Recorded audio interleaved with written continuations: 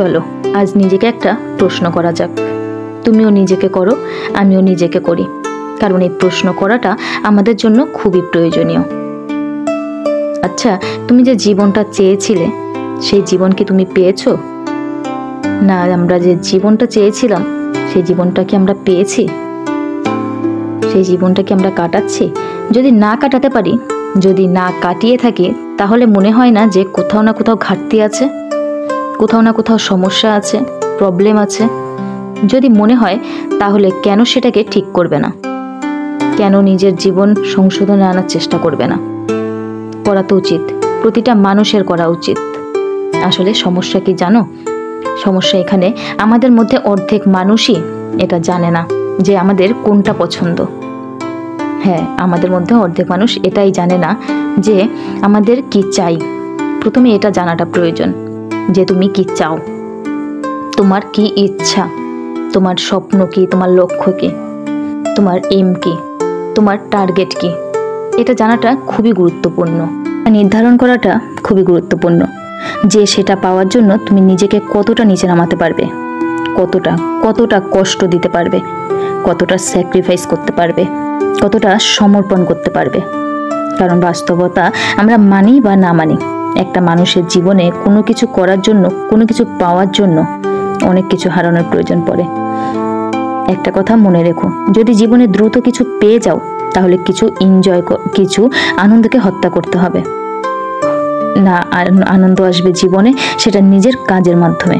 নিজের কাজের মধ্যে আনন্দ খোঁজার চেষ্টা করতে হবে, নিজের কাজের মধ্যে শান্তি খোঁজার চেষ্টা করতে হবে, সুখ খোঁজার চেষ্টা করতে হবে। এই পৃথিবীতে সেই মানুষগুলো সব থেকে বেশি সুখী থাকে যারা নিজের কাজের মধ্যে সুখ পেয়ে থাকে, যারা নিজের কাজের মধ্যে সুখ খুঁজে থাকে। আমি তোমাকে লিখে দিতে পারি, যদি তুমি কোনো কাজ করে আনন্দ পাও, যদি তুমি কোনো কাজ করে মজা পাও, তাহলে সেটার থেকে গুরুত্বপূর্ণ কিছু হতে পারে না, সেটা থেকে প্রয়োজনীয় কিছু হতে পারে না। অবশ্যই কাজের মধ্যে একটা আনন্দ পাওয়াটা প্রয়োজন, কাজের মধ্যে একটা মজা থাকাটা প্রয়োজন। হ্যাঁ, এটা ঠিক যে কিছু সময় এমনও আসবে যখন নিজেকে বাধ্য করাতে হবে, আর এটা আসাটাও প্রয়োজন। এটা আসার পরে মনে হয় যে না, আমাকে কতটা দায়িত্ববান হতে হবে, আমার কতটা দায়িত্ববান হওয়া উচিত। দেখো, এমনটা নয় যে সব সময় কাজ করতে ভালো লাগবে, কিন্তু তারপরেও কিছু মুহূর্ত, কিছু সময় আমাদের নিজেদেরকেই পুশ করার প্রয়োজন পড়ে, নিজেদের একটু মানিয়ে নেওয়ার প্রয়োজন পড়ে। দেখো, একটা বিষয় নিজের মাথায় অনেক ভালোভাবে গেঁথে নিও, যে কোনো মানুষের মধ্যে যদি জেদ থাকে, কোনো মানুষের মধ্যে যদি খিদে থাকে, এবং সেই মানুষটার মধ্যে যদি সত্যি কোনো প্রতিভা থাকে, তাহলে তাকে কেউ দমাতে পারবে না, কেউ থামাতে পারবে না, কেউ আটকাতে পারবে না, কেউ তার পথের বাধা হতে পারবে না। জেদ থাকাটা প্রয়োজন, খিদে থাকাটা প্রয়োজন, ইচ্ছে থাকাটা প্রয়োজন, চাহিদা থাকাটা প্রয়োজন, আগ্রহ থাকাও প্রয়োজন। এই সমস্ত কিছু একটারই প্রতিশব্দ।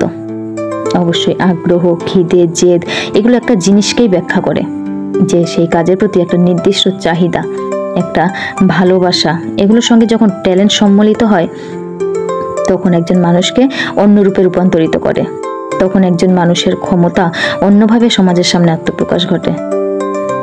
জীবনের কিছু বিষয় ক্লিয়ার হওয়াটা প্রয়োজন। প্রথমত, তুমি কি করতে চাও?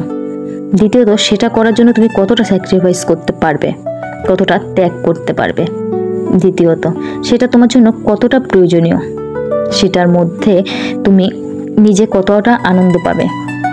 তুমি দেখবে জীবনের বেশিরভাগ ক্ষেত্রে আমাদের হাতে আমাদের প্ল্যানিং থাকে, আমাদের হাতে লক্ষ্যও থাকে, একটা নির্দিষ্ট টার্গেটও থাকে, কিন্তু থাকে না শুধু কি দেখে একটু শুধু ইচ্ছা, থাকে না শুধু আগ্রহ, থাকে না শুধু ক্ষুধা।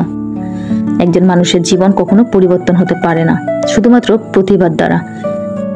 এই পৃথিবীতে প্রতিভাবান মানুষ অনেক আছে, কিন্তু প্রতিভাবান হওয়ার সঙ্গে সঙ্গে মেহনতি হওয়াটাও প্রয়োজন। এই পৃথিবীর যে কোনো ইন্ডাস্ট্রি, যে কোনো কোম্পানি থেকে তুমি ঘুরে এসো, এদের প্রতিভাবান মানুষ যতটা প্রয়োজন তার থেকে অনেক বেশি প্রয়োজন মেহনতশীল মানুষ। কোনো ক্রিকেট, কোনো ফুটবল কোচকে জিজ্ঞাসা করো তারা কি বলতে চায়, তাদেরও একই ধারণা। তারা অবশ্যই প্রতিভাকে প্রাধান্য দেয়, কিন্তু তারা মনে করে যে প্রতিভার থেকে গুরুত্বপূর্ণ হচ্ছে আগ্রহ, প্রতিভার থেকে গুরুত্বপূর্ণ হচ্ছে পরিশ্রম। অবশ্যই পরিশ্রম, মেহনতশীল হওয়াটা প্রয়োজনীয়। শুধুমাত্র ট্যালেন্ট থাকাটাই যথেষ্ট নয়, শুধুমাত্র ট্যালেন্ট থাকাটাই সমস্ত কিছু নয়। এক্সপিরিয়েন্স, একজন মানুষের অভিজ্ঞতা, তার ট্যালেন্টের থেকে হাজারো গুণ বেশি প্রয়োজন। যদি একজন মানুষ ট্যালেন্টেড হয়ে যায়, তার অভিজ্ঞতার বদৌলতে তুমি যত বেশি অভিজ্ঞতা সঞ্চয় করবে, তত বেশি তুমি ট্যালেন্টেড হয়ে উঠবে। আর অভিজ্ঞতা কোথা থেকে আসে জানো? ব্যর্থতা, ভুল, এগুলো থেকে। আমরা যত বেশি ভুল করি তত বেশি অভিজ্ঞ হই, যত বেশি ব্যর্থ হই তত এটা জেনে যাই যে এটা করা যাবে না। যত বেশি ভুল করি তত এটা জেনে যাই যে এটা করা যাবে না। কোনটা করা যাবে না এটা জানাটা খুবই গুরুত্বপূর্ণ। কোনটা করা যাবে এটা থ্রু দিয়ে আমরা হয়তোবা সফলতা খুব সহজে পেয়ে যাব, কিন্তু সফল হওয়ার পরেও যদি ব্যর্থতার সামনাসামনি আসি, যদি ব্যর্থতার মুখোমুখি হই, তখন এটা জানাটা খুবই গুরুত্বপূর্ণ যে কোনটা করা যাবে না আর কোনটা করা উচিত নয়, কোনটা করা যাবে না। সেটা আমাদেরকে শেখায় আমাদের ব্যর্থতা, আমাদের বিফলতা। সফলতা পাওয়ার সঙ্গে সঙ্গে ব্যর্থতা আসাটাও জরুরি। আমার মনে হয় প্রতিটা ব্যর্থতা আমাদেরকে ইঙ্গিত দেয় যে সফলতা খুবই সন্নিকটে, জীবনটা খুব দ্রুত পরিবর্তন হতে চলেছে। সুতরাং ব্যর্থতাকে অত নিচু চোখে দেখো না। প্রতিটা সফল ব্যক্তির ইতিহাস ঘেঁটে দেখো, তুমি ব্যর্থতা বেশি বেশি পাবে। হ্যাঁ, যদি তার সফলতার কাহিনী 10টা থাকে, ব্যর্থতার কাহিনী হয়তোবা 1000টা আছে। আমরা ভুলে যাই যে ব্যর্থতাই সফলতার পথটাকে মসৃণ করে। দেখো, আমি একটা কথা প্রায়ই বলি যে চেষ্টা এই পৃথিবীর প্রত্যেকটা মানুষই করছে। গুরুত্বপূর্ণ এটা নয় যে তুমি কতটা চেষ্টা করছো, গুরুত্বপূর্ণ এটা যে তুমি কতটা এক্সট্রা করছো। জীবনে এগিয়ে যেতে গেলে এক্সট্রা করতে হবে, বেশি করতে হবে। অন্যরা যতটা করছে তার থেকে একটু বেশি চেষ্টা তো তোমাকে করতেই হবে। এই একটু বেশি চেষ্টাই তো তোমাকে এগিয়ে রাখবে অন্যদের থেকে। শুধুমাত্র চেষ্টা তোমার জীবনে পরিবর্তন আনতে পারে না।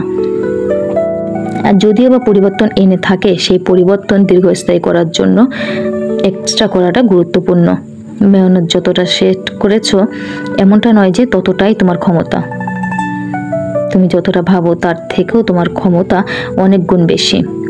হ্যাঁ, মানুষ যখন ভাবে যে আমার দ্বারা এর থেকে বেশি আর কিছু হবে না, তখন মানুষ তার ক্ষমতার 50%ও ইউজ করে না। বিশ্বাস করো, এটা সত্য। এটা সায়েন্স বলে, আমি বলছি না। এটা তো আমি তোমার সামনে শুধুমাত্র তুলে ধরছি, কিন্তু বাস্তব এটা সত্য। এটা অস্বীকার করলেও কোনো যায় আসে না, কারণ আমাদের অস্বীকার করাতে এটা রূপান্তরিত হবে না, এটা পরিবর্তন হবে না। আমরা চাইলেও বাস্তবতাকে অস্বীকার করতে হয়তো বা পারবো না। আবারও বলছি, যে জীবন তুমি চেয়েছিলে, যে জীবন তুমি চাইছো, যে জীবন তুমি চাও, সেই জীবন যদি না পেয়ে থাকো, তাহলে মনে রেখো কোথাও না কোথাও ঘাটতি আছে। আর তুমি আমি এটা ভালোই জানি যে আমরা কোথায় ফাঁকিটা দিচ্ছি। বিশ্বাস করো, আমাদের অলসতা আমাদের সবথেকে বড় শত্রু। একজন মানুষের জীবনের সবচেয়ে বড় শত্রু হচ্ছে তার অলসতা।